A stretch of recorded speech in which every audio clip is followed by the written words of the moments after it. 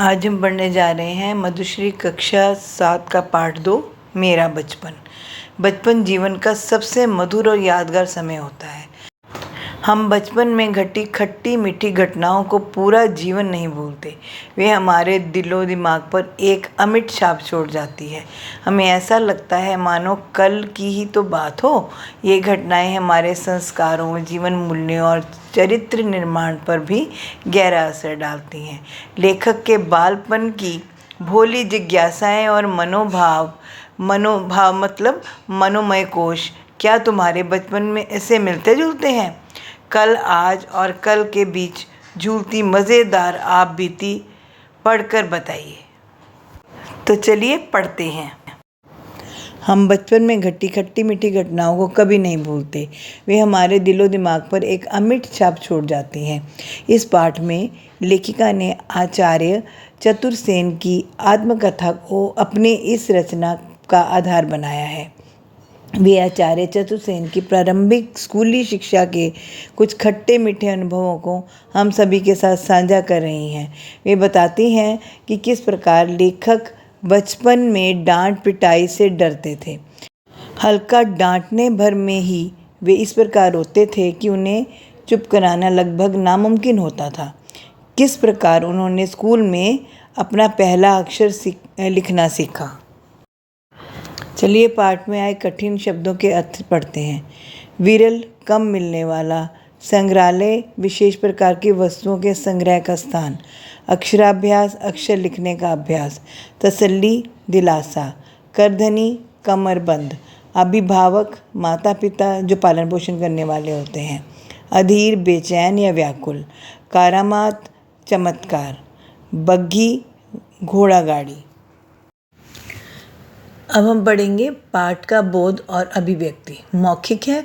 लेखक ने पंडित जी का परिचय किन शब्दों में दिया है?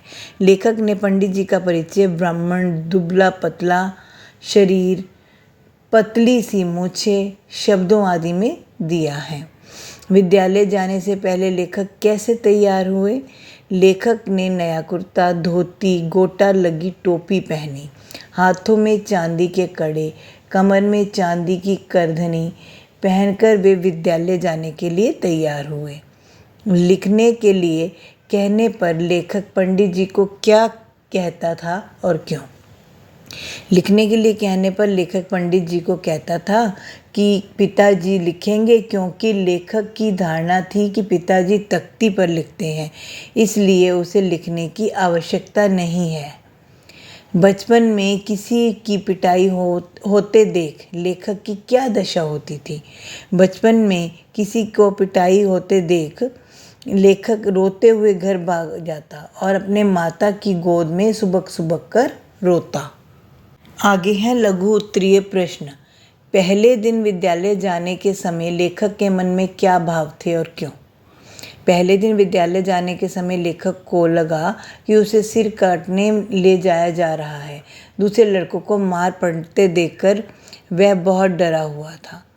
दूसरा प्रश्न है बग्घी में आने वाले लड़कों से लेखक की दोस्ती क्यों ना हो सकी? बग्घी में आने वाले लड़के अमीरी का रूप दिखाते और लेखक से अबे तबे कहकर बात करते थे। लेखक और उन लड़कों के बीच कभी तालमेल ही नहीं बैठ पाया, इस कारण उनकी कभी दोस्ती नहीं हो सकी। अगला प्रश्न है विद्यालय जाने से पहले लेखक के पंडित जी, गुरु जी के विषय में क्या विचार थे? लेखक को पंडित जी बेहद क्रूर प्रवृत्ति के इंसान लगते थे। उसने कई बार पंडित जी को लड़कों की पिटाई करते भी देखा था। अगला प्रश्न है लेखक एक ही दिन में सभी अक्षर कैसे लिख पाया? बार बार कहने पर भी तख्ती ना लिखने पर पंडित जी ने क्रोध में आकर लड़कों से छड़ी मंगवाई। खाल उधेड़े जाने की धमकी से डर कर लेखक ने तुरंत सारे अक्षर लिख डाले। दीर्घ उत्तरीय प्रश्न। पहला है पत्री किताब बाजार दरियागंज की क्या विशेषता है? उत्तर है पत्री किताब बाज़ार दिल्ली के दरियागंज इलाके में रविवार को लगता है। सड़क के एक तरफ दूर तक पटरी पर फैला हुआ पत्री किताब बाज़ार, वहाँ सभी विरल पुस्तकें उपलब्ध होती हैं। यहाँ पुस्तक प्रेमी दूर दूर से आते हैं। दूसरा प्रश्न है पंडित जी का व्यवहार लेखक के प्रति कैसा रहता था और क्यों? उत्तर है पंडित जी लेखक पर अधिक क्रोध नहीं करते थे। वे हमेशा प्यार से लेखक को तख्ती पर लिखने के लिए कहते थे। लेखक के रोने पर घर भिजवा देते, क्योंकि लेखक के पिताजी ने उन्हें मारपीट ना करने के लिए कह दिया था। इसका कारण यह था कि लेखक एक बार रोना शुरू करता तो आसानी से चुप नहीं होता था। अगला प्रश्न है सीधा किसे कहा जाता था? आजकल उसका रूप क्या हो गया है? सीधा बिना पके हुए कच्चे अन्न को कहा जाता था, जैसे दाल, चावल, बाजरा आदि, जिसे विशेष अवसरों पर मंदिरों के पंडितों ज़रूरतमंदों को दिया जाता था। आजकल त्योहारों पर उपहार और ट्यूशन फीस देने का चलन है। श्री लिखना कैसे सीखा गया? अपने शब्दों में लिखिए। पहले दिन पाठशाला जाकर लेखक ने पंडित जी को तिलक लगाया। लेखक का हाथ पकड़कर उन्होंने तख्ती पर श्री लिखवाया। 3 बार श्री का उच्चारण करवाया। श्री लिखने का लेखक पर गहरा प्रभाव पड़ा। संक्षेप में उत्तर लिखिए। पहला है उस छड़ी की करामात मैं 2-4 बार देख चुका हूँ। इस पर आधारित प्रश्न है। पहला है किस छड़ी की बात की जा रही है? स्कूल के मास्टर जी की छड़ी की बात की जा रही है। छड़ी क्या करामात दिखाती थी? उससे बालकों की पिटाई होती थी, जिससे वे अनुशासन में रहते थे। उस छड़ी का प्रयोग कौन करता था? उस छड़ी का प्रयोग पाठशाला के पंडित जी करते थे। दूसरी पंक्ति है पिताजी घर पर तख्ती लिखते, मुझे समझाते तो मैं आराम से बैठा देखता। इस पर आधारित प्रश्न है। पहला है पिताजी तख्ती क्यों लिखते? पिताजी लेखक को बहुत छूट देते थे।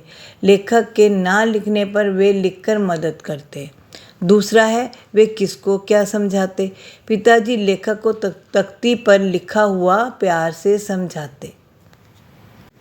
अगला प्रश्न है उचित विकल्प पर सही का निशान लगाइए। पंडित जी उस दिन स्वयं मुझे लाकर घर पर छोड़ गए, क्योंकि इसका उत्तर दूसरा और तीसरा ठीक है। तो दूसरा क्या है? पहली बार लेखक टेढ़ा मेढ़ा लिख पाया था। पंडित जी उसके काम करने से खुश थे, घर वालों को खुद बताना चाहते थे। तो इसका उत्तर हम सही का निशान लगाएंगे चौथे पर, जिसका उत्तर है दूसरा और तीसरा सही है। आगे है भाषाई घटक। पढ़िए, समझिए और लिखिए। मास में एक बार होने वाला मासिक, सप्ताह में एक बार होने वाला साप्ताहिक, दिन में एक बार होने वाला दैनिक, 6 महीने में एक बार होने वाला छमाही या अर्धवार्षिक, 3 महीनों में एक बार होने वाला त्रैमासिक, 12 महीनों में एक बार होने वाला वार्षिक। अगला है वाक्यों के काल को पहचान कर भूतकाल के वाक्यों को भविष्यकाल में और भविष्यकाल के वाक्यों को वर्तमान काल में बदल कर लिखिए। पहला है उस दिन पिताजी ने मेरी धोती बांधी, भूतकाल। उस दिन पिताजी मेरी धोती बांधेंगे, भविष्यकाल। उनके विद्यालय में वर्दी नहीं थी, भूतकाल। उनके विद्यालय में वर्दी नहीं होगी, भविष्यकाल। श्री मुझे हमेशा याद रहेगा, भविष्यकाल। श्री मुझे हमेशा याद रहता है, वर्तमान काल। पिताजी तख्ती लिखते थे, भूतकाल। पिताजी तख्ती लिखेंगे, भविष्यकाल। उन्हें 1 रुपया भेंट किया गया, भूतकाल। उन्हें 1 रुपया भेंट किया जाएगा, भविष्यकाल।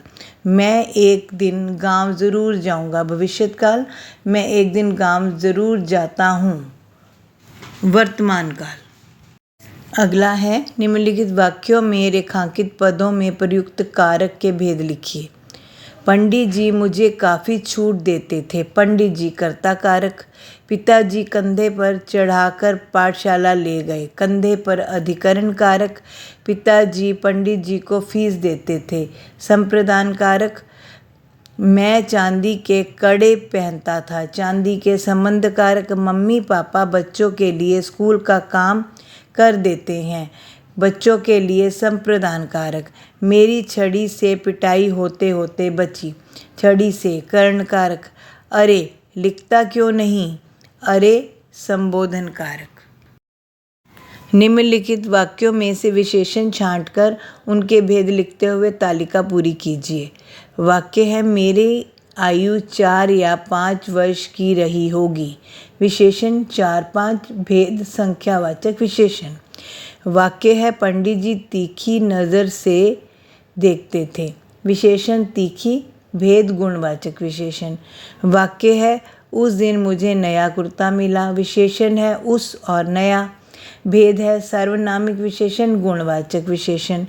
वाक्य है 5 किलो चावल दान में दिए गए। विशेषण है 5 किलो। भेद है परिमाणवाचक विशेषण। आगे है उचित विकल्प पर सही का निशान लगाइए। पंडित पंडिताइन, आचार्य आचार्या, लेखक लेखिका, नौकर नौकरानी, शिक्षक शिक्षिका, श्री श्रीमती। आगे है अविकारी शब्द रेखांकित कर उनके भेद लिखिए। पहला है शायद 2 या 4 आना मासिक देते थे। या समुच्चय बोधक। दूसरा है बाप रे छड़ी से डर लगता है। बाप रे विस्मय आदि बोधक। मैं कुछ ना लिखता क्योंकि पिताजी लिख देते थे। क्योंकि समुच्चय बोधक। शाबाश तुमने तो पूरा लिख लिया। तो शाबाश क्या है विस्मय आदि बोधक। सुना था पंडित जी मारते हैं इसलिए डर लगता है। इसलिए समुच्चय बोधक। बच्चों आशा है ये पाठ आपको समझ में आ गया होगा। तो मिलते हैं फिर अगली वीडियो में। तब तक के लिए गुड बाय।